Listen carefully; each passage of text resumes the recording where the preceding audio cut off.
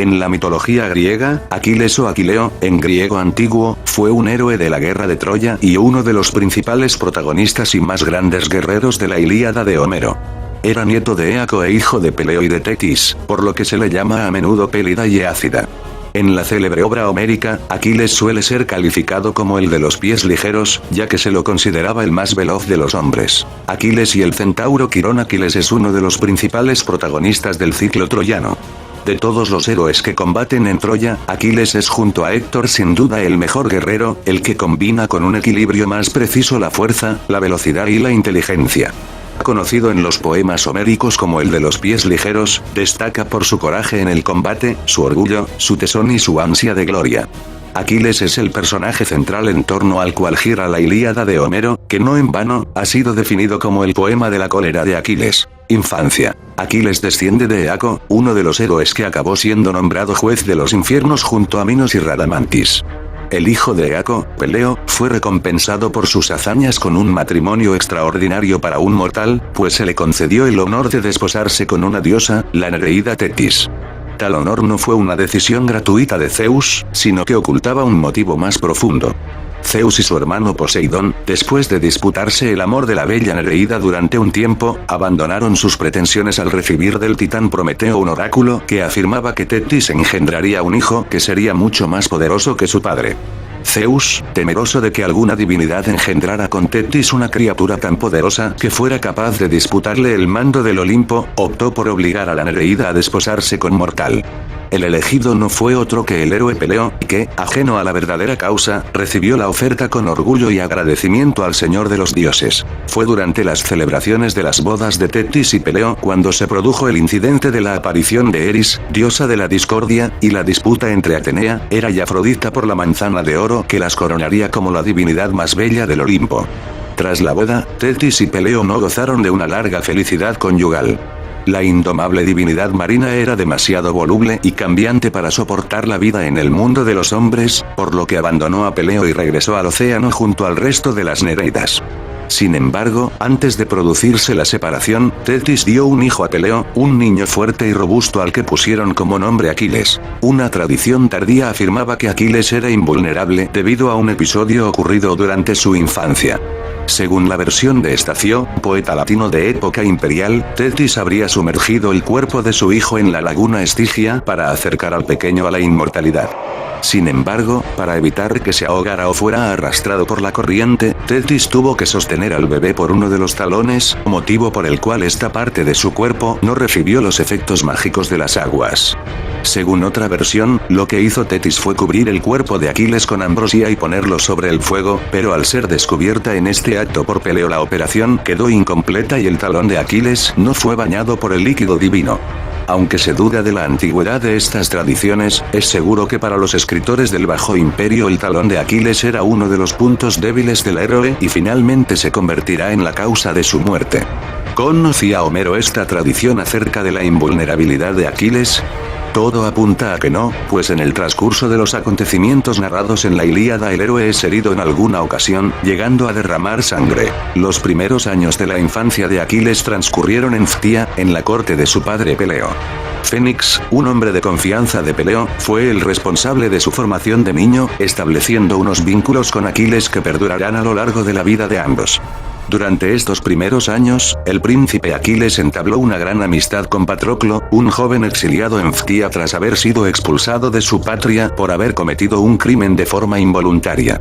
Aquiles y Patroclo fueron iniciados juntos en las artes del combate, así como en disciplinas más elevados como la oratoria, necesarias para ser un buen general y soberano. Aquiles y Patroclo, al llegar a los primeros años de la adolescencia y buscando potenciar las virtudes innegables que observaba en su hijo, Peleo envió a Aquiles a completar su formación junto al centauro Quirón. A diferencia de sus salvajes semejantes, Quirón era un centauro civilizado que había llegado a dominar todo tipo de técnicas en campos tan dispares como el tiro con arco, la medicina, la retórica y un largo etcétera. Durante los años que pasó a su lado, Aquiles terminó de formarse como el gran guerrero que estaba llamado a ser. Aquiles en la corte de Esciros. Una tradición tardía, que también era desconocida por Homero, afirmaba que el adivino Calcante había predicho a los reyes griegos que, sin la ayuda de Aquiles, Troya nunca caería. Para evitar que su hijo fuera reclutado, Tetis decidió ocultarle en la corte de Estiros, una isla del Egeo en la que reinaba el anciano Licomedes. Este rey tenía una gran cantidad de hijas, pero ningún hijo, por lo que la Nereida pensó que los monarcas aqueos no acudirían a su reino a reclutar tropas al no haber ningún príncipe que pudiera dirigirlas. Aprovechando que Aquiles aún era muy joven y no le había salido la barba, Tetis vistió a su hijo de muchacha y le pidió a Licomedes que le admitiera en su corte para educarle con sus hijas. Licomedes, ignorando el engaño, aceptó la propuesta. Aquiles, bajo la identidad de la joven Pirra, pasó un tiempo indeterminado viviendo con las hijas de este rey. Sin embargo, no pudo contener su lujuria y dejó embarazada a una de las princesas de Estiros, la joven Deidamía, que 9 meses después, ya con Aquiles combatiendo en Troya, daría a luz al pequeño Neoptólemo. La forma en la que fue descubierto el engaño de Tetis también difiere en la tradición. Para algunos autores, el rey Odiseo, que estaba buscando a Aquiles por todas las islas del Egeo, se presentó en Estiros trayendo consigo una gran cantidad de regalos para las hijas de Licomedes. Entre los presentes había todo tipo de vestidos, perfumes, joyas y artículos femeninos, así como un escudo y una lanza. Aquiles, aún disfrazado de doncella, escogió para sí las armas, revelando con ello a Odiseo su verdadera identidad. El rey de Ítaca hizo uso de su habilidad retórica para convencer al joven de que le acompañara a combatir en Troya. Otra tradición afirma que lo que Odiseo hizo fue tocar una trompeta como señal de alarma, fingiendo que un enemigo estaba atacando la isla de Esciros. Aquiles no pudo reprimir su ardor guerrero y se lanzó a por las armas para defender a sus anfitriones, revelando que no era en realidad una muchacha y cayendo de este modo en la trampa del rey de Ítaca. Aquiles en Esciros es descubierto. La guerra de Troya. Al tratar de dirigirse a Troya, los ejércitos griegos pasaron por un sinfín de problemas puestos en su camino por los irritados dioses. Uno de los errores más graves lo cometieron al desembarcar por error en la tierra de Misia, donde, creyendo que estaban ya en el reino de Príamo, atacaron a la población. El rey de Misia, Telefo, fue herido por la lanza de Aquiles, y, pese a que finalmente se descubrió el malentendido y los griegos abandonaron su reino, la herida se infectó y fue imposible sanarla. Desesperado, Telefo consultó a un oráculo, que le dijo que solo el que le había herido podría sanarle. Telefo peregrinó hasta Áulide, el lugar en el que estaban reunidas las tropas griegas, para suplicar a Aquiles que le sanara. Aquiles, a pesar de tener algunos conocimientos de medicina transmitidos por Quirón, fue incapaz de curar la herida. Solo Odiseo tuvo la habilidad de interpretar el oráculo de forma correcta. Dado que había sido la lanza de Aquiles la que había herido a Telefo, debían ser limaduras de esa misma lanza los que le sanaran. Aquiles raspó trozos de bronce de su lanza sobre la herida de Telefo y ésta se curó. Una vez en Troya, Aquiles se mostró desde el comienzo del conflicto como el mejor de los guerreros aqueos, el único junto al gran Áyax capaz de hacer frente a Héctor en el campo de batalla.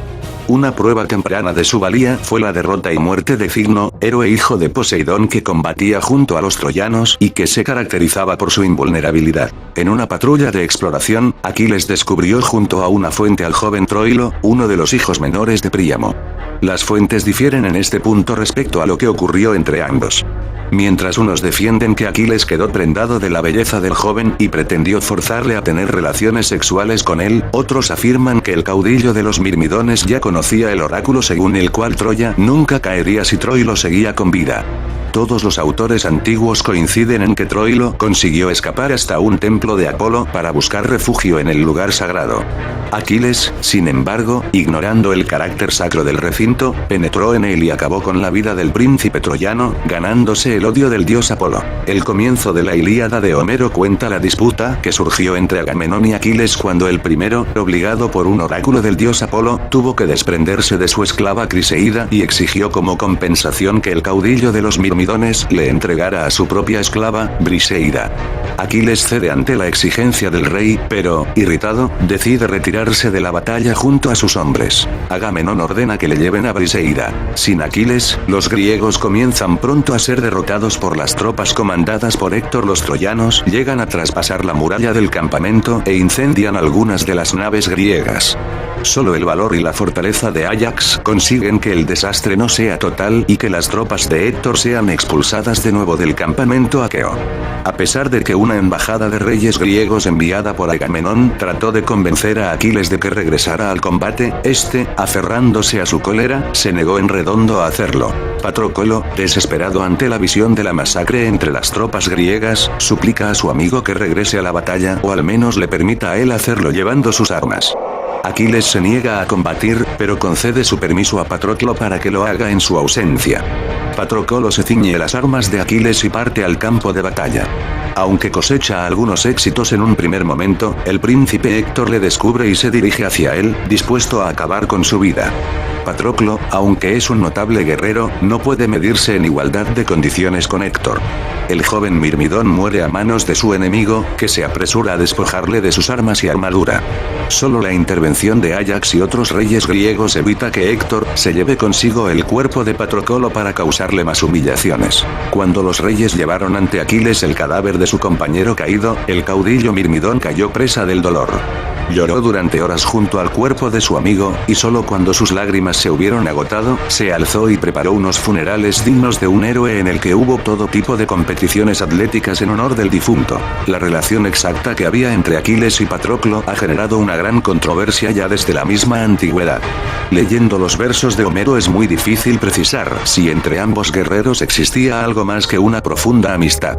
Nada hay en los versos de la Ilíada que permita argumentar de forma rotunda que Aquiles y Patroclo mantenían una relación de tipo sexual. Es evidente, sin embargo, que tal era la interpretación que de la misma hacían los griegos de época arcaica y clásica. Son numerosas las obras poéticas y teatrales en las que se habla del amor entre ambos, siendo un ejemplo y modelo para las relaciones homosexuales que estructuraban el sistema educativo en ciudades como Esparta y Atenas. Sabemos que, por ejemplo, Alejandro Magno y Hefestión se veían a sí mismos como una suerte de herederos espirituales de Aquiles y Patroclo. Esto no quiere decir en absoluto que a Aquiles se le pueda achacar un comportamiento homosexual exclusivo, pues son muchos los datos que tenemos acerca de sus relaciones con mujeres como Pirra, Políxena o Briseida. Aquiles y Patroclo. Tras la muerte de Patroclo, buscando venganza, Aquiles regresa al combate. Presa de la cólera, acaba con la vida de centenares de troyanos, llegando incluso a enfrentarse al dios Escamandro, divinidad protectora del río que regaba las llanuras troyanas. El mismo Escamandro se retira ante la furia de Aquiles. El objetivo de la venganza de Aquiles no era otro que Héctor, asesino de su amigo Patroclo. Cuando por fin se produce el enfrentamiento entre ambos, el dios Zeus pone en una balanza las almas de los dos héroes. El destino decide que es Héctor el que debe morir, por lo que el padre de los dioses infunde un gran miedo en el cuerpo del príncipe troyano. Héctor, aterrado de forma sobrenatural, trata de escapar hacia la ciudad, buscando la protección de las murallas de Troya. Aquiles, ayudado por una argucia de la diosa Atenea, consigue matar a Héctor y, para humillar al caído y a todos los troyanos, ata el cadáver a su carro y da varias vueltas en torno a la ciudad de Troya, para que todos sus habitantes puedan ver el destino que les aguarda. Después de esto, Aquiles abandona el cadáver de Héctor, junto a su propia tienda de campaña, para que los perros y las aves de rapiña se alimenten con él. Pese a su persistente odio hacia su enemigo muerto, cuando el anciano Príamo, con ayuda del dios Hermes, se presenta en su tienda de campaña a suplicar por el cuerpo de Héctor, Aquiles cede y permite que el rey de Troya recupere el cadáver de su hijo para celebrar unos funerales dignos. Aquiles y Pentesilea, la obra de numerosos escritores posteriores a Homero, nos ofrece información acerca de la suerte corrida por Aquiles después de la muerte de Héctor. Uno de los principales episodios protagonizados por él es el que tiene como eje central a Pentesilea, reina de las Amazonas. Tras la muerte de Héctor, Príamo decide pedir ayuda a todos sus aliados para derrotar de forma definitiva a los griegos. Uno de los pueblos que escucha la llamada del anciano rey es el de las Amazonas, sociedad formada por mujeres guerreras. Pentesilea, la reina de las Amazonas, es una notable guerrera que no duda en enfrentarse a Aquiles en el campo de batalla. Este, creyendo que se trata de un hombre debido a la armadura, mata a Pentesilea sin compasión alguna. Sin embargo, al despojarla del yelmo descubre que es una hermosa mujer y, según algunos autores, queda prendado de su belleza. El último gran combate de Aquiles antes de su muerte se produce contra el etíope Memnón, hijo de la diosa Eos, la aurora, y aliado de Príamo. El rey de los etíopes había matado en combate a Antíloco, hijo del rey Néstor, por lo que, en un episodio que recuerda al de la muerte de Patroclo, Aquiles decide cobrarse venganza y asesina a Memnón. La diosa Eos envía a sus hijos, los 4 vientos, a recoger el cadáver de su hermano mortal, y llora sobre su cadáver día y noche, de forma que sus lágrimas se convierten cada mañana en rocío. Muerte de Aquiles. Durante la antigüedad hubo muchas versiones acerca de la muerte de Aquiles. Todas ellas tienen en común que el héroe fallece antes de la caída de Troya, consiguiendo con ello, tal y como su madre le había predicho, una muerte temprana seguida de una fama inmortal. La versión más extendida es que París, ayudado por el dios Apolo, dispara una flecha que se clava en Aquiles causándole la muerte. La versión tardía de Estacio cuenta que la flecha se clavó en el talón, el único punto del cuerpo de Aquiles que era vulnerable. Tras incinerar el cuerpo del héroe, los griegos celebraron unos fastuosos funerales. Las cenizas de Aquiles reposaron en monumento funerario mezcladas con las de Patroclo, quedando de este modo unidos ambos amigos para toda la eternidad.